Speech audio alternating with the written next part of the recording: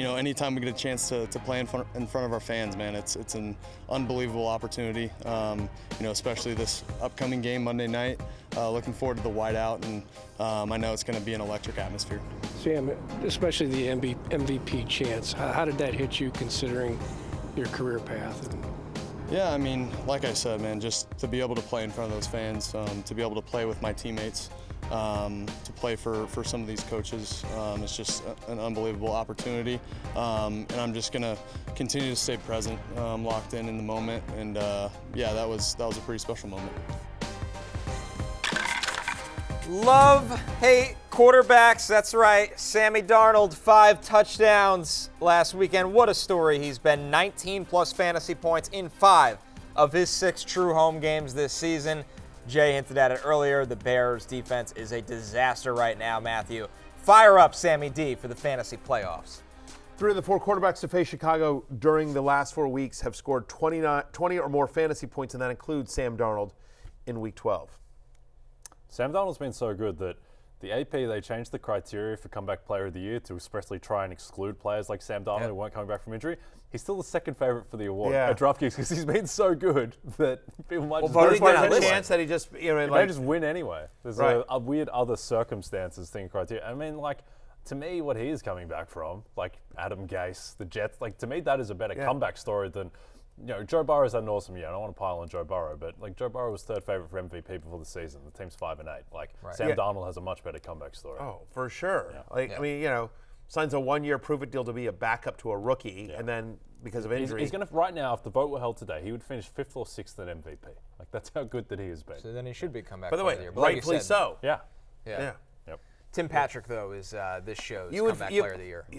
1,000%. Tim Patrick deserves comeback player of the year. But you'd feel better about Sam Darnold winning the award this year than Joe Flacco winning it last year. Absolutely. Jokes about your bets aside. Seriously, Joe Flacco played 5 games. I know, it was a joke. That was a joke. Right, this is a great comeback story for Darnold. Yeah. Correct, as well. Anyway, we like him this week. He's my QB 5. Another guy that I like this week, guys, Kyler Murray. Now, I get it, America. You're sick of hearing me talk about Kyler Murray. It hasn't worked out the way we thought it would. He's been fine, but he hasn't been ride or die level. But I do think if you've stuck with him, if you've stuck with me, I do think the fantasy playoffs are going to reward you. And it starts this week against New England. Cardinals have a top 5 implied team total this week. And in wins this season, we've talked about this earlier in the week. In wins this season, Kyler Murray averages 21.4 fantasy points per game. They're 6-point favorites in this game as well. Since Week 6, the Patriots allowed touchdown passes at the highest rate in the NFL. Throughout that Caleb Williams game, which was one of the Bears' just an awful performance of this season, you look at these numbers. Mason Rudolph, 2 touchdowns. Of course, Stewart and Stafford and Tua combining for 8. Even Anthony Richardson throwing for 2, a guy that doesn't throw a ton. Rodgers, when he was not playing well during that stretch. Right, that was a bad stretch. But the one bright spot was the game against the Patriots. So, Richardson's stat line doesn't look good. He played really well in that game. A lot of drops. If you take the drops out, he would be 3 passing touchdowns and 200 yards with the amount of balls that those receivers dropped. Anthony Richardson, by the way, he has the highest drop rate of any quarterback since 2015. That's how much he's getting screwed. Yeah. Brock Purdy next up on our list. He's got the Rams in his first matchup against the Rams. Highly efficient day, 22 of 30, 3 touchdowns, no picks. He also ran for over 40 rushing yards. Jay, the Rams, their front can get after the quarterback, but the secondary in the middle of the field's had some problems. Yeah, it's basically if Jared Verse doesn't get home, then they're in huge trouble. And we saw the success that Purdy had. That was where he really created that connection with Jawan Jennings. So I don't think the Rams are going to have any answer for Purdy and the Niners offense. They're going to have to outscore them on the other side. We'll talk more about that game in just a bit. Some others receiving votes, Matthew. Jared Goff, of course, we talked about the point total being 54.5 in that game against the Bills. Aaron Rodgers with a great matchup against Jacksonville, and the passing offense has been better lately. Justin Herbert, he's dealing with an injury that he missed practice yesterday, but he's expected to go still. He's got the Bucs. Yeah, 5 of the last 7 quarterbacks to face Tampa Bay have scored at least 23 fantasy points and thrown for at least 275 yards. The only 2 that didn't, Tommy DeVito and Aiden O'Connell, who left with injury. Herbert should get back in a big way against the Buccaneers, my QB 13. You mentioned Rodgers as well. You had me at Jaguars. Jaguars have allowed a top 12 quarterback finish in 9 of their 13 games. I thought Rodgers and the Jets' offense looked a lot better last week.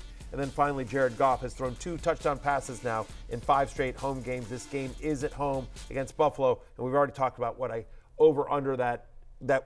high-scoring game we expect that to be. Josh Allen and the Bills against Jared Goff and the Lions. The hate list is headlined by Baker Mayfield. Whoa, Yeah. hello. Baker Mayfield, Matthew, not making your top 20 quarterbacks this week. We know he's been a little banged up. They've been losing some players in the pass game. And honestly, right now, the Chargers, it's a tough matchup for him. It's a really tough matchup. There have been only 6 quarterbacks that have scored at least 18 fantasy points against the Chargers, right?